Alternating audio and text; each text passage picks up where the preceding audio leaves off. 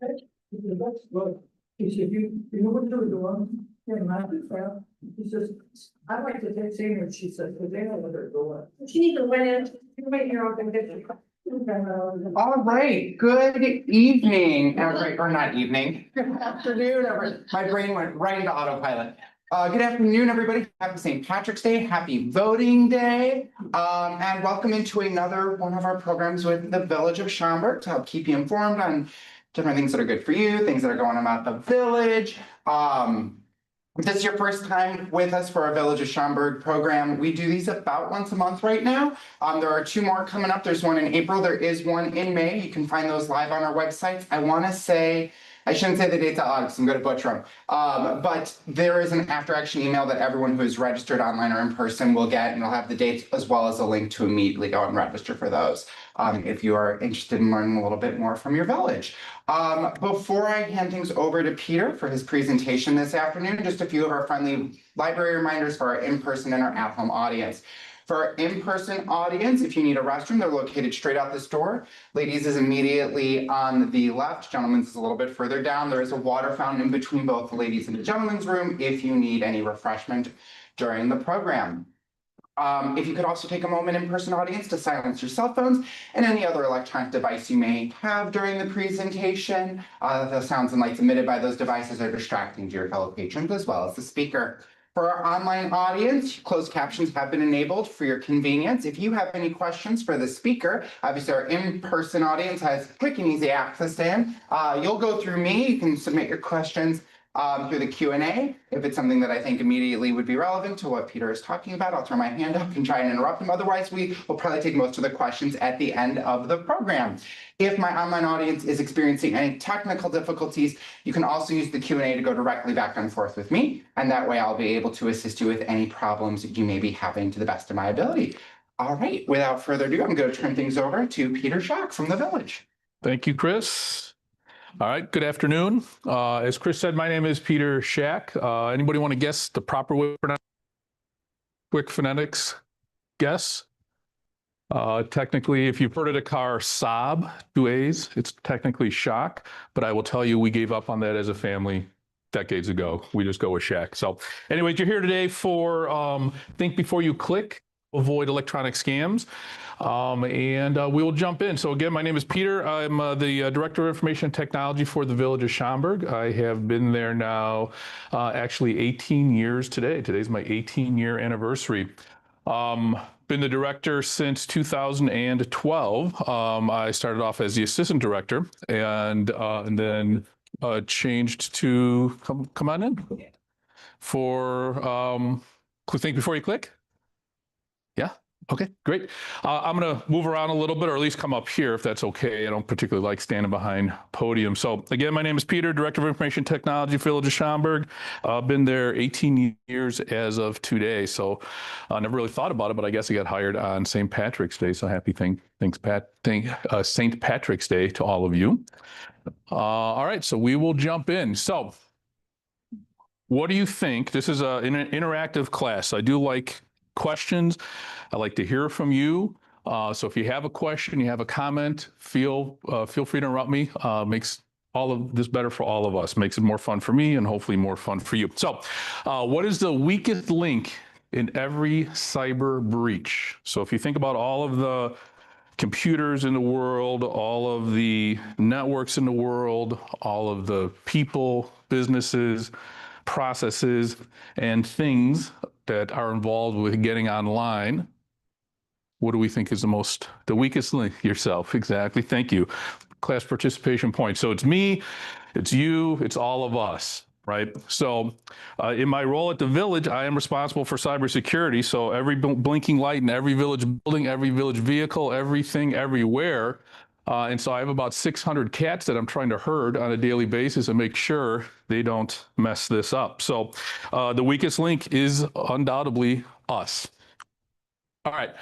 So what are scammers, hackers, bad actors? A couple different names for the same thing, the bad person on the other side of the screen. What are they trying to do, right? So first, they're trying to target the weakest link. Again, that's us. And they want to exploit our trust. right? So this is the beginning of a bit of a paranoia speech that I'm giving you. So trust and violating your trust, they're trying to do. So they're trying to exploit your trust. They're trying to create a sense of urgency.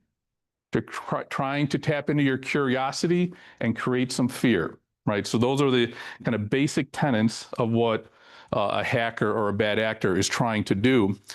We have a lot of technology. The village of Schaumburg, we have a lot of very robust things between us and the world. Little piece of trivia I'd like to throw out here. If you had to guess how many attacks a day are perpetrated against a village and organizations our size, if you want to throw out a number, how many times a day do you think somebody tries to break into our network? Just take a guess. Anybody else want to chime in?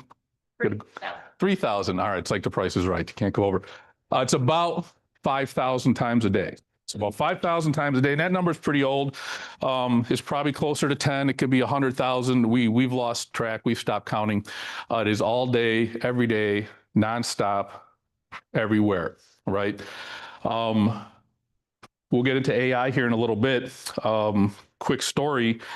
We just recently got an alert from the state of Illinois. I've shared this in some internal meetings about bad actors using AI to attack networks.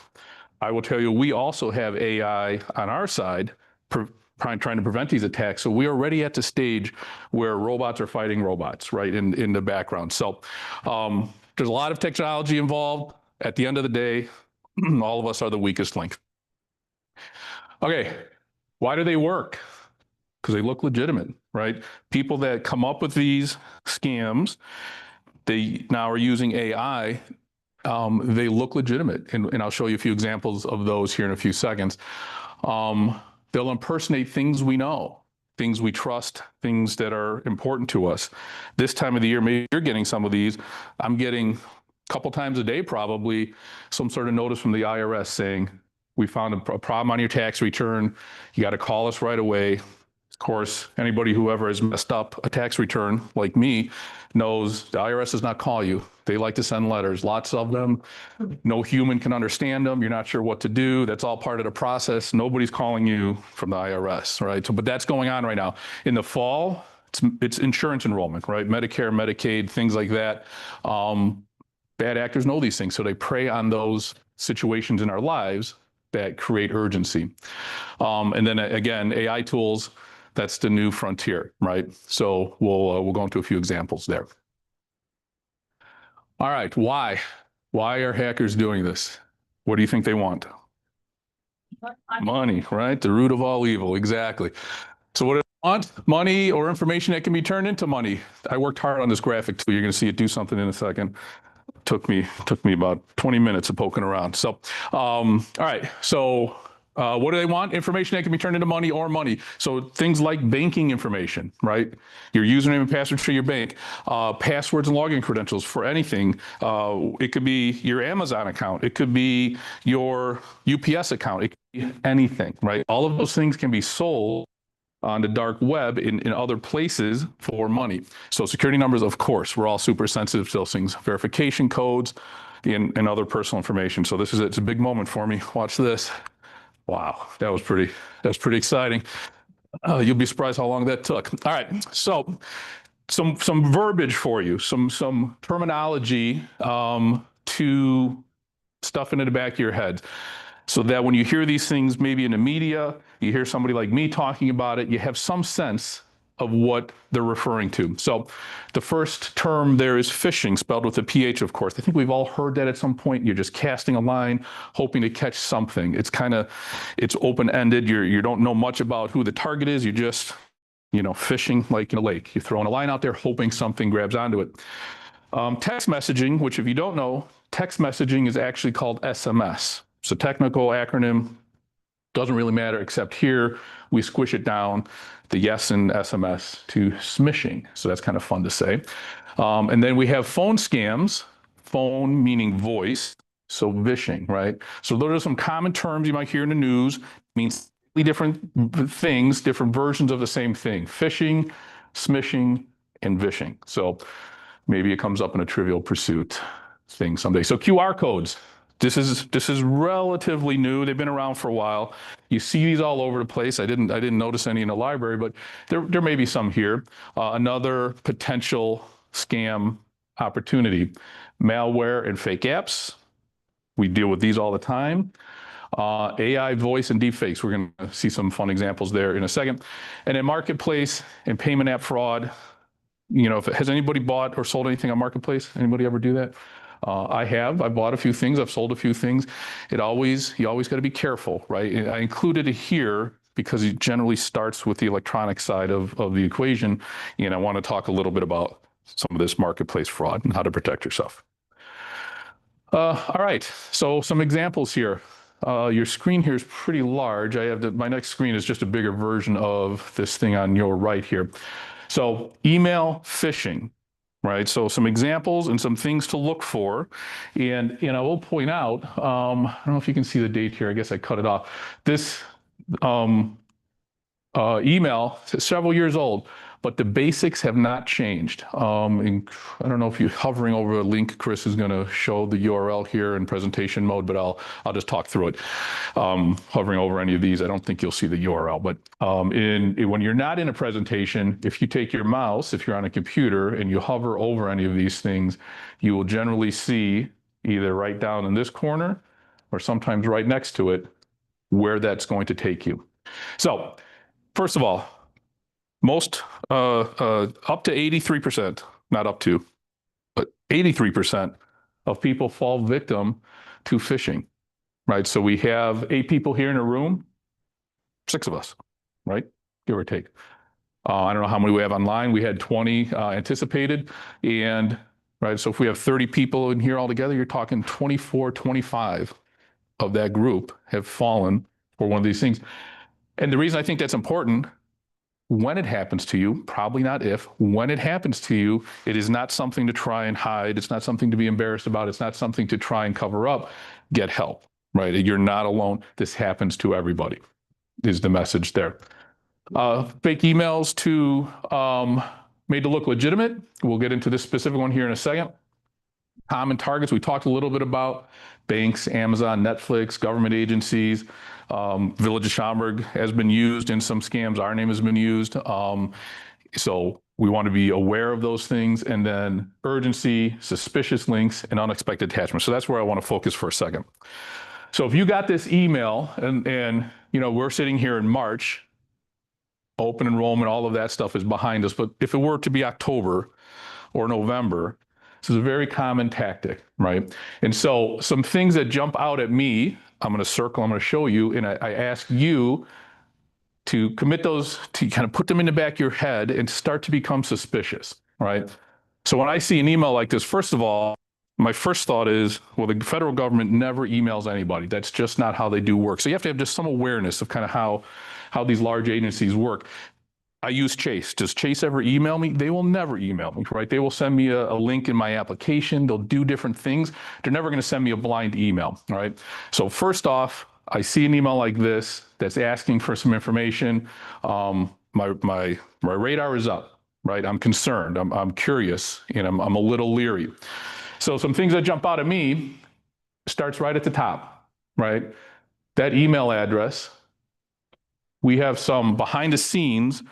We have some techniques to prevent people from faking being other people. It's not foolproof, but it is fairly hard for somebody to fake being the Village of Schaumburg, for example. It is fairly difficult nowadays for somebody to fake being the Social Security Administration or some other agency. So when I see that, that's the first thing that jumps out at me. That does not, just my common sense says, that does not feel like a standard government email address, right? It says org, for example, instead of .gov, right? And medical-aid, none of it feels normal and right to me. So my radar went up a little further. My concern's up a little higher. General recipient, dear Medicare recipient. If it really was in this case, the US government, they would know my name for sure, right? They know how to track me down if I make a mistake on my credit, my tax returns. So they will know my name here. If you read through this, and maybe I'll go to the next page here just to make it a little bit bigger, you will see there's some sense of urgency, right? Prompt attention kind of jumps off the screen at me.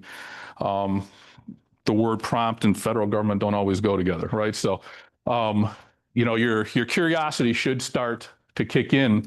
At any time I see an email, and we'll talk about text and phone calls in a minute, that is asking me for my information about anything, I'm immediately cautious, right? I'm probably paranoid, but that's okay. I would ask all of you to be paranoid as well. Right. So if you get an email like this, and let's say you're conflicted, well, maybe it is October, it's November. Boy, maybe I got it. Maybe I do need to do something with Medicare if that's something I'm working on. If any of those red flags pop off in your mind, the best answer is to just delete this, right? If it is important, in this case, the Medicare, the folks at Medicare will find a way to get a hold of you, right? There's nothing wrong with simply ignoring this and deleting it. So that is always a good answer, right? So lots of red flags here, right? We've got some funny looking email addresses. If I were to get this today, it's March, right? I'm not applying for Medicare. That's long over with. If this was my insurance company, none of it would make sense, right? As far as I know, I'm still married, so I'll have to check with my wife. But in case, as far as I know, I'm not divorced now, so I can't change my insurance, right? None of this makes sense, and that's the paranoia, kind of the skepticism I'd like to implant into your brains. All right, any questions on this before I move on to the next one? Okay, another common one. Sorry. Yeah, go ahead. I'd like to ask you, before I delete it, can I unsubscribe? You can. I would tell you to not do any of that, right? It's a common tactic. If you unsubscribe, you are actually confirming to that company that you exist, right? So a company or a person, maybe like this, maybe they send out 1 million of these, right? And they're sending them to legitimate email addresses. They have my email address. That's a legitimate one. They have 1,000 incorrect, invalid email addresses. And then they get to yours, and they get it by you responding. They go, we got to fish, if you think about fishing, right? Somebody just nibbled at the hook. So I do not. I just delete them and drive on. Any other questions? All right. So another example, well, first, spear phishing is another term we like to talk about. And there's a subtle difference between phishing and spear phishing. And the difference is, if you think of a spear, it's pointed, right? It's a little more specific. So this is a much more common way bad actors try to get at you, right? So they know something about you. Maybe they know you use Netflix. Maybe Netflix got hacked and they got a list of Netflix customers, and that's why you got the email. Maybe it has your name or has your employer if you're working, your job title, so forth and so on. It has information about you that makes your brain say, "Oh, wait a second, this is legit. Oh, I better check something with Netflix because I don't want to miss the next episode of whatever." So again, when I see this, first of all, the fact that Netflix is emailing me and they're asking for information, I see the word payment, all kinds of red flags are going off in my head, right? I look at that email address. Does that look like a legitimate Netflix email? Does not, right? So I'm immediately skeptical. And that's really it. That's a hard stop for me right there. If there really is a problem, maybe I'll go to the Netflix app or on my TV or wherever I use that particular service. And if there really is a problem with my payment information, they'll let me know there, and then I'll fix it there. So I just delete these and drive on. Questions on that one? All right. Well, bigger version of the same thing. Sorry, forgot about that. Yeah, should we update our system or rather just ignore? There's two questions there. If you're talking about your computer at home or your smartphone or whatever you have, always keep it up to date, regardless of whether you're getting these or not. It's always good. Anytime there's an update, for the most part, just accept it and apply it. That is the way to do that. When it comes to these emails, you don't have to do anything. Just delete them. Just hit the delete button and off it goes. It's as long as you don't. This does not do anything, has no risk at all until you click that, right? So you can have this in your deleted folders, in your email, whatever you use for email, Gmail or Comcast or whatever it is. It can be there forever and not cause any problems. It doesn't do anything until you click that. And then you've got all kinds of problems. Thanks for the question. Anybody else? Okay. Let's talk about texting a little bit. I get more of the, well, I don't know about more, but I will tell you, in my life, email is like it's like the junk mail I get in in the mailbox at home, right? It's all the ads, it's all the nonsense.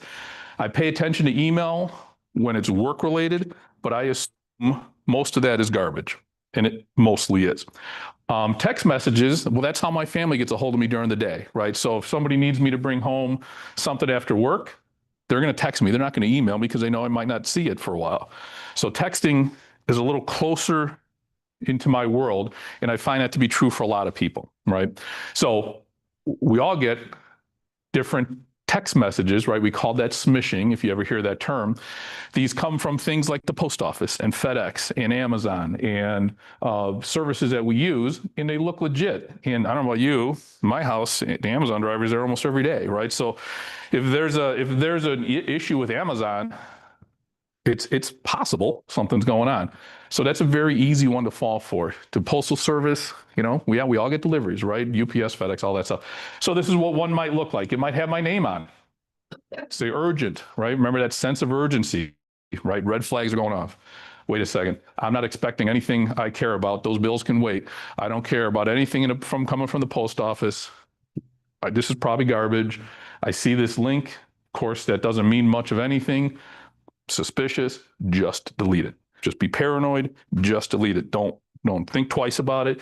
If you really are having a problem with the post office, again, they will find out how to get a hold of you, and it won't be by text. So what would happen, do you think, if you clicked on that? Right? It'll take you to a web page. It'll look like the United States Post Office. It might have their logo up there. Those are easy things to copy. Web pages are easy to make. It is very easy to get fooled, and it'll make it seem legit. We'll put in your username and your password, and we'll fix this problem for you. And once you do that, somebody can take that information and buy postage, for example, spend some money that you will get billed for. Other oddball, want to point this out, right? When I see numbers I'm not familiar with, we of course are an 847, so 847 is somewhat normal. If I see a 773, probably not too worried about it. 214, probably not too worried about it. 630 is that type of stuff. I start I41, I start to get none of that makes sense. Be paranoid, just delete it. Just delete it. All right, a few more examples. This one's quite popular. People using Amazon's name because they know we use Amazon all the time. We're all addicted to it. And so they scare you, right? Well, your Amazon account has been locked. Well, how am I going to get my shipment of whatever? I better go unlock it, right? And a sense of urgency. Weird link, right? Can't even really read it. Just says a bunch of stuff on there. Doesn't have my name on it. Be paranoid. Assume the worst. Just delete it. If there really was a problem, they will get a hold of you through the app or some other way that feels more legit. All right, a few more just so you've seen them and had a chance to think about it. Bank and credit card stuff popular. I'm a Chase user. So if I'm a bad actor, I'm not aware of Chase being compromised, but Chase has got a lot of customers, particularly in a city like Chicago. They're very big here. So if I just got a list of Chicago homeowners, that's public information, and I got their email addresses, if I send every one of them a text message, I'm going to get some amount of Chase customers in there, right? I can just kind of play the averages. So again, Chase is never going to reach out to you by text, right? So weird title, says something about UK, doesn't make a lot of sense. These shortened URLs like that, web addresses, red flags. So what kind of the theme of the day, red flags, be suspicious, just delete it. Just delete it. Don't click on those things if you're not sure. If you're at all unsure, just delete them. I get quite a few of these job offers. Hey, we saw your profile on LinkedIn, even though I don't really use LinkedIn. And we got this great opportunity for you. It's going to pay you $1 million a year, right? That sense of urgency. Yeah, I can use $1 million a year. So they try and convince you that it's good for you. All scams. All should concern you, right? I'm not looking for a job. I've not posted my resume anywhere. There's no reason anybody would think I'm looking for a job. Questions before I move on? All right. All right. So QR codes. How many of you have seen these things? Have you seen these codes? If you don't know, these kind of square things are called QR codes, right? So you see these where? Restaurants, maybe, everywhere. So if you have a phone and you want to scan that, and we'll play a little game here. If you want to try it, Cassandra, if you want to try it, I'll have my phone. I'll grab my phone. So you shouldn't scan it. You shouldn't listen to me. So I'm glad to see nobody grabbed their phone. Oh, see? So this is called being Rickrolled, right? So I'll maybe do it here for you. I invited Cassandra to get Rickrolled, so I'm going to stand right here for a second. Hopefully, Chris, that's not messing you up too much. So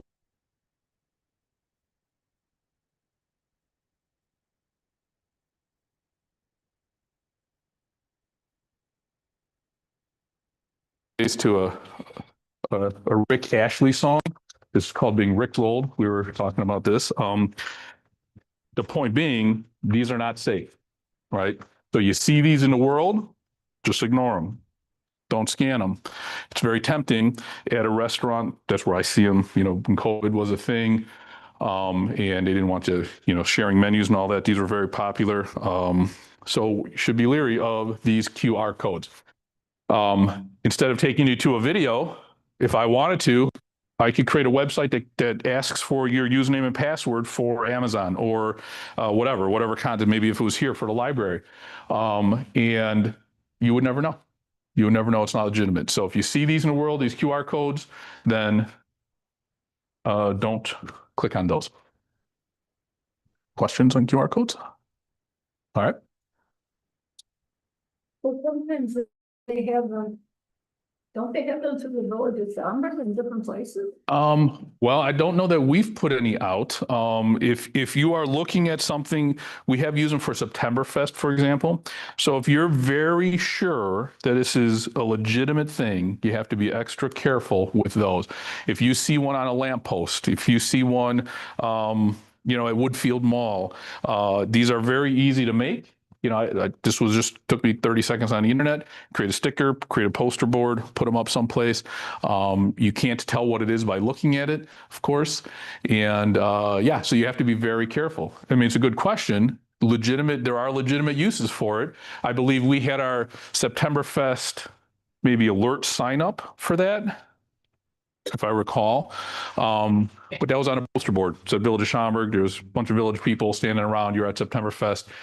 Some amount of logic, I guess, can filter in. But if you're not sure, just ignore it. I would tell you 9 out of 10 times to not trust those QR codes. All right, talk about this voice phishing, kind of more the same, just a different way to get at us. I am getting a lot of these at the moment. I get a lot of the IRS calls, right? We found a problem with your tax return. You need to call us at this number, or we're gonna, I don't know, whatever they're gonna do. They're gonna dock my paycheck, something like that. That's popular this time of year, of course, because it's tax season. I take care of my mom's healthcare needs, so I get a lot of her calls for Medicare. There's always somebody trying to reach her to sell her something on Medicare and drug plans and all of that stuff. Goes on and on and on, right? So phishing, again, that's voice phishing. Phone is just another way to get at us. We all probably have phones. If I don't I just simply don't answer. And that's what I would tell you to do. It does not matter who it is, what it is. If they need something, they'll leave a message and I will call them back if it sounds legit. It's something that I happen to be working on. So it's that same sense of paranoia that I want to instill in you, that I feel like I've effectively instilled in the Village of Schaumburg. So I'll stop here for a second and give you a quick story. So one of the things we do at the Village, every month we send fake phishing and spear phishing attacks. So we send emails that we make that are meant to look as real as possible, and we try and trick people into clicking on things. And if you click on it, you get a no-no message. We were trying to say, or me shaking my finger, whatever. We never got that far, but you get a little message saying, don't do that. And then you have to go to training, right? And you have to take the training. And if you do it a second time, that 2-minute training becomes 20 minutes. And if you keep doing it, it just, the consequences get higher and higher. So the point in all that is, I hear this from time to time at the village, is people will get an email and they'll say, well, you know what, I was afraid that was Peter trying to trick me. And so they just ignored it. And sometimes they ignored legitimate things that we want them to do. But that's okay. That's what I want them to do. I want them to be leery. I want them to be questioning everything. Don't trust anything in email. If you think back to how we started, all the money, all the time we spend trying to protect the village's network, doesn't matter if somebody clicks on one of those things or scans one of those or does any of these things we've been talking about today. So voice phishing, vishing, more of the same, just another way to try and trick us. Couple more examples: Social Security, common one, tech support. This is Microsoft calling to say we found a virus on your computer. You need to give us your credit card information so that we can fix your problem. All nonsense. This is an easy one to fall for. And I've gotten calls from family members. I'm trying to protect the innocent from my mom, saying, you know what, I've been trying to call Microsoft all day long, and because they said I have a problem on my computer. I'm like, Ma, you can't do that. So, and she's a smart lady, and she was, she would have fallen for it if she was able to get through. So Amazon, Microsoft, two of the more common ones that we have to watch out for. So they will use names and companies we know to try and trick us. Yes. I have been getting, for quite a while, I would get periodic emails from Comcast or Xfinity saying that we're gonna delete your email. And those are basically, I just blow them Blow them away. Great. Something like that. Yep. I'm getting one now, and this is a good example. I appreciate you bringing that up. I get one through my village information on a daily basis saying, we have some old Comcast equipment we need to return, but that doesn't even make sense for a commercial account. But it's enough for me to say, well, but maybe did we forget to unplug the thing? And I've been ignoring it now for a couple of weeks. So at some point, what I'll do is I will call I'll go the other way. I'll reverse the stream, right? I will call Comcast, my contact at Comcast, hey, I've been getting these things. Can you check the account and see? Right. So I still won't reply to that. Those are texts I think I'm getting. I will reverse the conversation. I will call them and find out, because they're pretty persistent. So maybe we do have a piece of something we didn't return. Yes. I get a number of texts from Illinois toll. Tollway, interesting. Yeah. Is that right? I haven't got that one. Okay. And actually, my husband and I were talking, and I actually checked my account. I didn't click on my phone, but I checked my account. Great. Because it automatically replenishes. Right. Yeah. So then we knew it was fake. Fake.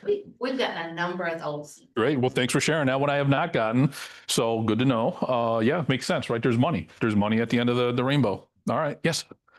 What I've got, lately, I believe it's on my phone, that my capacity is, full. Oh, like your data here. To click here to clean it. Mhm. Yeah.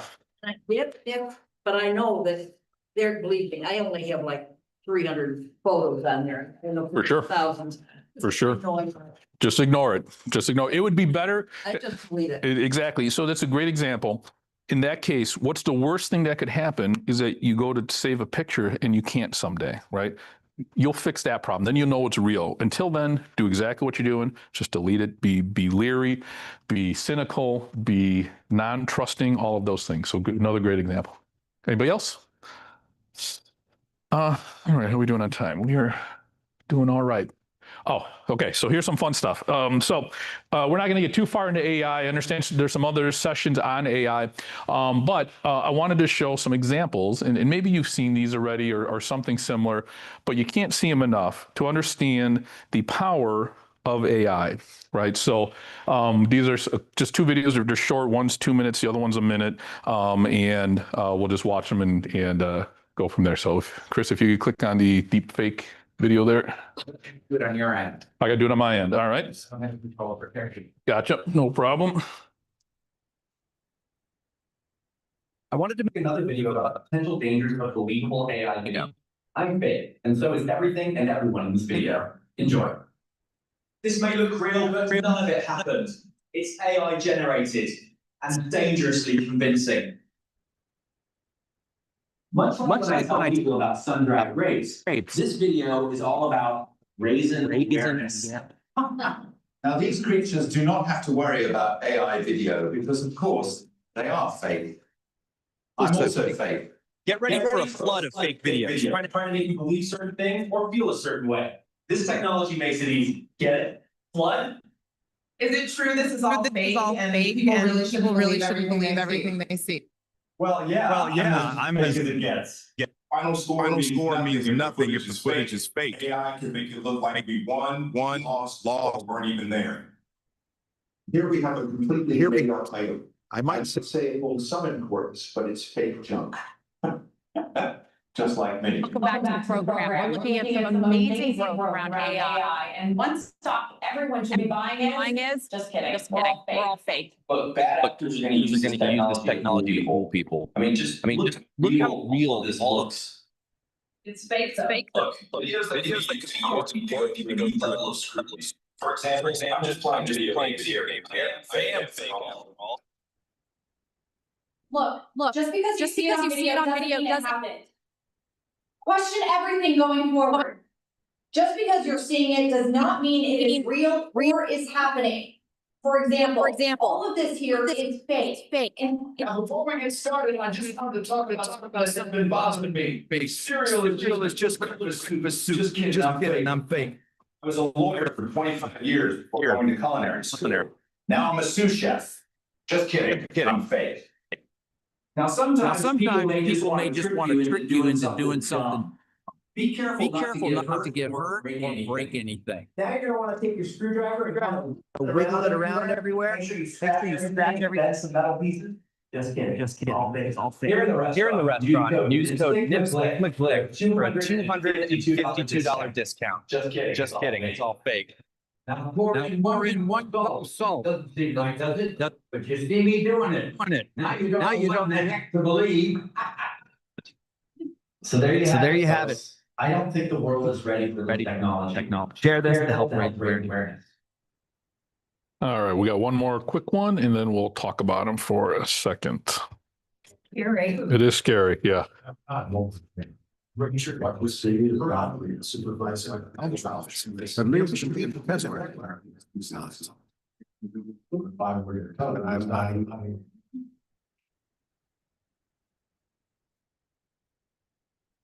I am not. What you see is not real.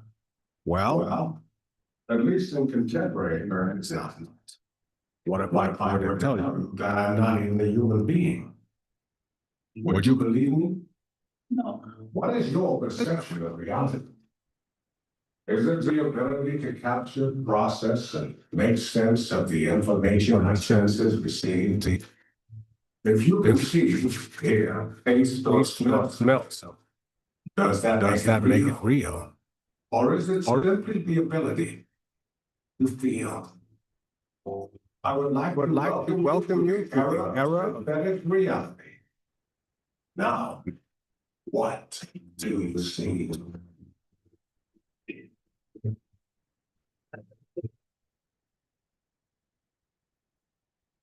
All right. So, pretty scary, right? It's really hard to tell. And particularly the first one, and I just looked these up the other day, yesterday. So these are new to me. And I went out and I did a web search for deep fake videos, right? And I'm watching the video and my brain is still trying to tell me, well, is that a real person or did they switch back to real?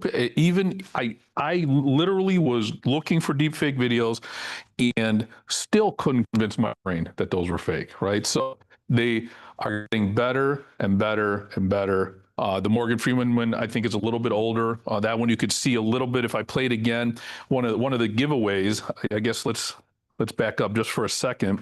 I don't want to run too long on time, but I'll play a few seconds of the first one and focus on the people, the speaking in their mouth. And then we'll play a few seconds of the Morgan Freeman one. That is the primary way you can tell a deep fake at this point. Okay. So the deep one is much more current. It's much more recent and much more powerful. I wanted to make another video about the dangers of believable AI video. So look at her mouth. And so is everything and everyone in this video. Enjoy. And it's pretty convincing. But none of it happened. It's AI generated. It's dangerously convincing. Much like when I tell people about sun. This one's a little off. This video is all about. Okay. Let me switch back to. Let me make that one here. I can go here. So now watch this one just a little bit older and watch the mouth on this one. And you'll see, if you watch closely, you'll see there's a little bit, it's a little less coordinated. And I am good not giveaway. free. What you see. You notice it closes really quick, his mouth. Poop. Well, at least in contemporary terms, it is not. What if I were to tell you that I'm not even a human being? So, Would you? all right. So the point in all this is, what is your perception? there are lots of examples of this. It's super hard to tell what's fake and what's not. Those are just two examples. There's many of them out there. And that is where we're going. And that's where we're at already. It is difficult to, I don't know how to make that bigger. I'm gonna have to, we'll just leave it. So questions on that? Scary questions? AI. Well, there are a couple different big companies. There is OpenAI, which is it's one company. There is Gemini, which is owned by Google. There's Claude, which is owned by the name's going to escape me. Elon's Grok, right? So that's their version. I can't remember the yeah, that's what I'm thinking of. Anthropomorphic, right? Thank you. So there's a handful of big companies that are managing this and creating this, but there's tons of smaller ones. So it's really no single answer to that. I don't know what tool these were used to create these things. Well, quick side story. One of my other side job is I'm an instructor at Northern Illinois, and I teach an IT class there. And his not taught much about AI. You know, I think I'm going to add a section this time. And what I was just telling Cassandra this, I think what I'm going to do is use one of these tools and have AI teach the section on AI. And that'll be pretty, I'll give it a series of bullet points and make a video and see how that goes. So this is where it's all going, right? And as I said earlier, we are at the point where our AI that we don't understand, right? We didn't create it, we bought it, is fighting AI from other parts of the world, and we don't even know what's happening, right? We don't even know. We just know our computer's fighting their computer, and the best robot wins, and we hope we're on the right side of that conflict. Yes? I had heard a long time ago that if like you get a phone call from someone and they say, is this so-and-so? You should never respond yes or the affirmative. Yeah. Because they can take your voice and then use it. Right. As a recognition point. 100%. That's easy to say sitting here, but if somebody calls, you know, and it sounds like it was a family member, how do you not do that, right? If they say whatever your name, hey, whatever your name is, it's human nature. Say, hey, how you doing? It's good to hear from you. You know, if it sounds like a kid or a neighbor or a friend or whatever. So yes, you're right, but in reality, how do you do that? You know, if I get a call from that sounds like one of my sons, I'm going to be excited. I'm going to want to talk to them, and I'm not going to have kind of my guard up, so to speak. So, yeah, super scary stuff. Is it possible to get rid of AI? No, it is too usable, too valuable. It is not going anywhere. So I've been in IT now 25 years. So I kind of grew up in technology in the internet era, and that moved quick. You know, it took maybe 10 years to go from the first time you saw something they called the internet to where we're buying stuff on Amazon. It took about 10 years. This stuff is changing so fast. I will tell you, at the Village, we have a practice that we're putting together to train everybody how to use AI, right? And so we're doing a presentation not too different than this, and me and another person, we put it together about well, call it a month and a half ago. And we had a whole bunch of examples and ways to trick AI, right? And we were going to show everybody, say, AI is great, but look at these things, it'll mess this up. And in that 6 weeks, they fixed all of that, right? So it's changing. It is changing so fast. It is really, you're just kind of trying to adapt and kind of roll with the times as best you can. Is it considered crime? Well, anytime they take money from you, anybody takes money from you, that would be considered a crime, whether it's fraud or collusion or what. I'm not a lawyer, but those sound like good words. Like those are, you know, anytime somebody takes something from you, you didn't want to give them, it would be a crime. All right, so we got a little bit more to cover, and I'm going to leave a little bit of time for questions. So we'll keep going. Oh, this is really important.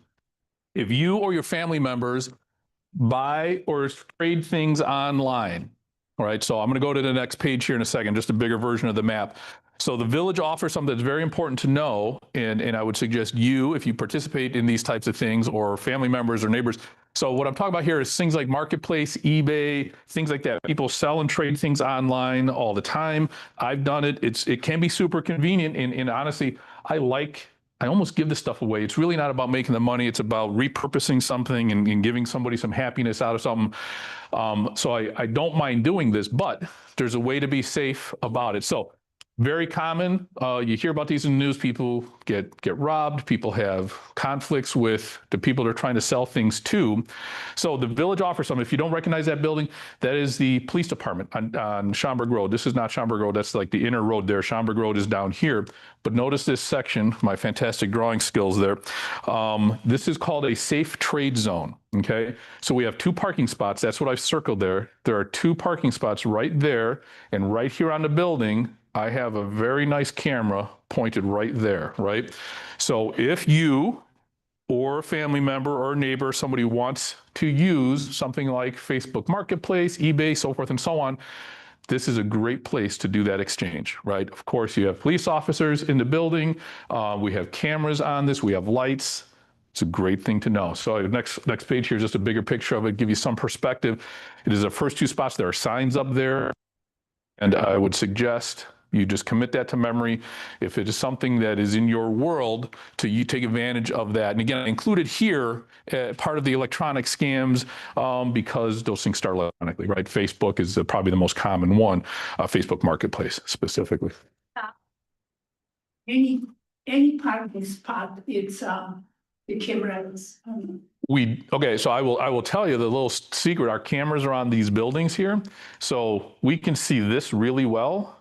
But you start to get closer to Schaumburg Road, we start to not be able to see as well. Things like license plates and faces and things like that.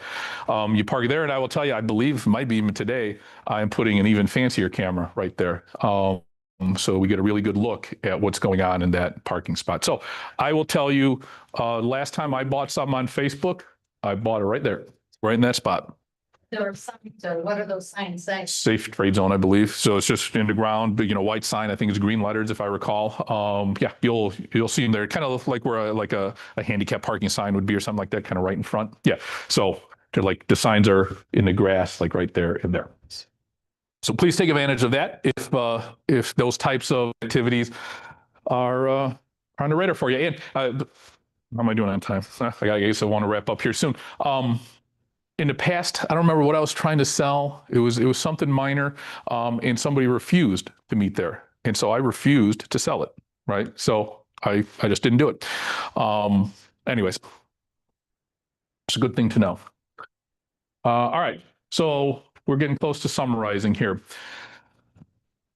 If I had to boil down this presentation, the main message is be skeptical, be paranoid, question all of that stuff in front of you.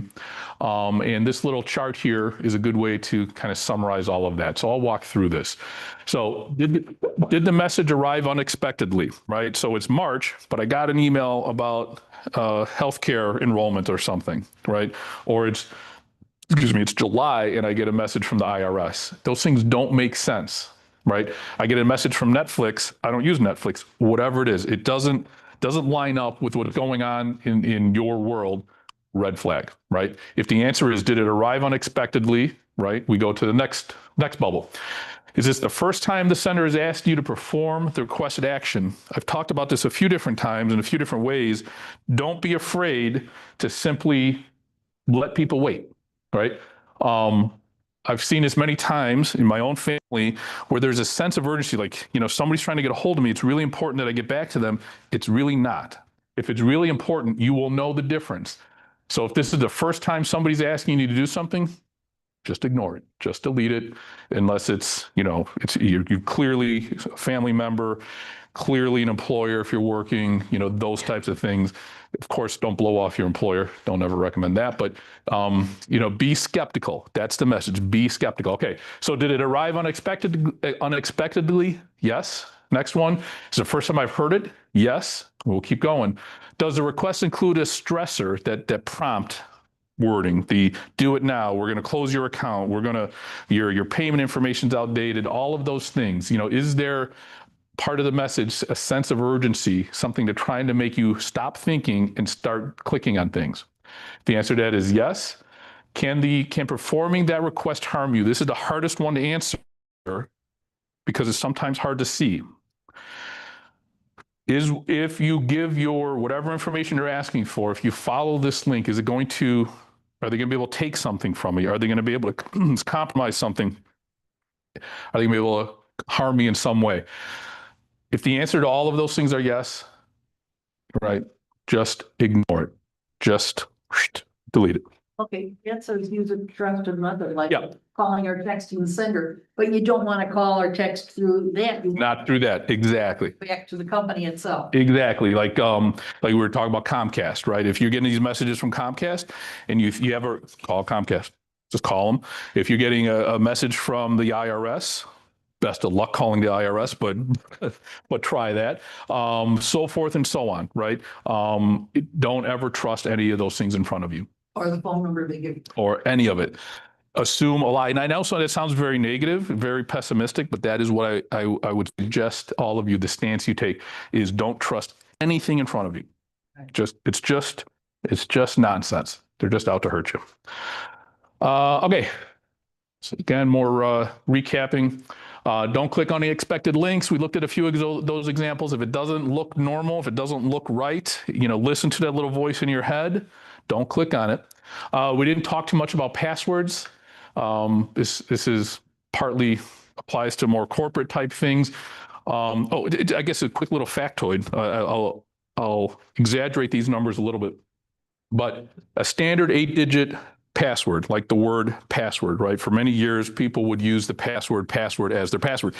A modern computer today can break that in sub-seconds, right? Boom, broken. It'll know your password. The longer your password is, the longer it'll take a computer to break. The more complicated a password is, the longer it'll take a computer to break.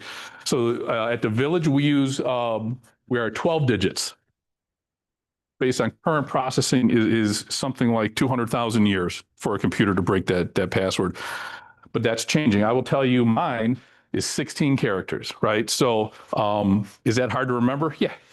It's a pain in the neck to remember. And I have to enter it many times a day, but it is worth it. So if you use password as a password, if you use Schaumburg as a password, you use anything like that, change it. Change it today. Go home and change it. Don't do it. You're making it easy for people. I guess I'll say people like me, although I'm really not a hacker. So multi-factor authentication, we'll skip over for today. That's where you get that other code, right? When you log into something, that's very valuable. That's slowly going to get phased out over the next handful of years because those are not as effective as they used to be. Somebody had asked this question earlier.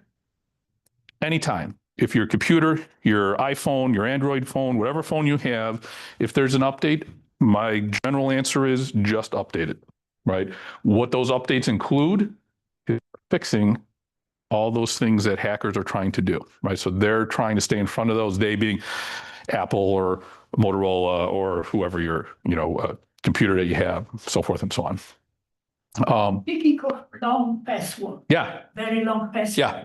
What you do, because it's really difficult to remember. So I have my little Bible.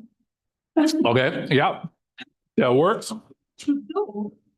To to remember, whenever you need it, boom, boom, and you got it. Yeah, yeah. So I have two answers to that. First of all, a really common tactic, and I'll use a specific example that's somewhat effective.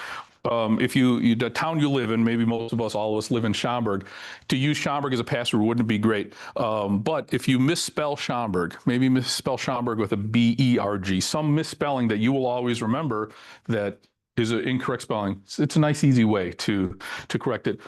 Sentences are a great way, right? That's often what I do. It's a first letter of a word in a long sentence.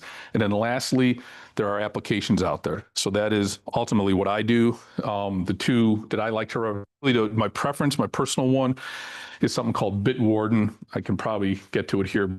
I'll write it over here. And this is the one I recommend. It's Bitwarden is the name of it. That's the application. And the last one that I've used, or the other one I've used, is something called LastPass. They are both very good. They take a little bit of getting used to, but if you commit to it, you can have 25-digit passwords because you don't have to remember them anymore. It remembers them for you. So those are two recommendations for that. Yeah. Create a new account and you put the password in and it'll ask you, they'll create a password for you. Mm-hmm. I usually click on save the password. Okay. Is that yeah, it's probably fine because it's probably Google. If I had to guess what you're using, whatever web browser, so it's saving in the web browser, that is fine. That is fine. It's not as good as this. Because if you ever get a new computer or you lose your computer breaks, you probably will lose all those depending on how you have it set up. These two applications, Bitwarden especially, that's the one I use, it's stored someplace else. So you always have access to it. So yeah, I would suggest those, but it's hard to see, sorry, from this far away. Hopefully you can walk up there and take a picture of it.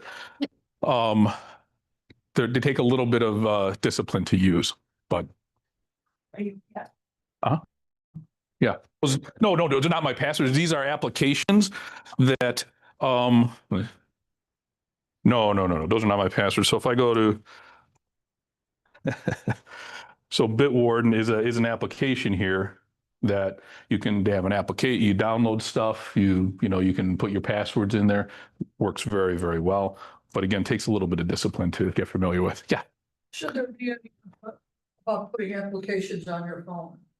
If you get the applications from the approved stores, so like the App Store for Apple or Google Play, you should be fine. You should be fine. But if you go to a website and it says, here's this great game you can put on your phone, and it's not going through the Apple Store or Google Play, then I would absolutely not put those on the phone. But for the most part, you're safe. Now, I will tell you, Android especially, for those of you that have like a Motorola or a Samsung phone or one of those, that doesn't do as good of a job of keeping things clean. So I'm a little more leery of Google Play, stuff in Google Play. The whole thing that makes Apple is all that control. So Apple, you can trust for the most part. Motorola, unfortunately, the answer is it depends. Let me go back to this. All right, we will keep going. I think I'm almost done here.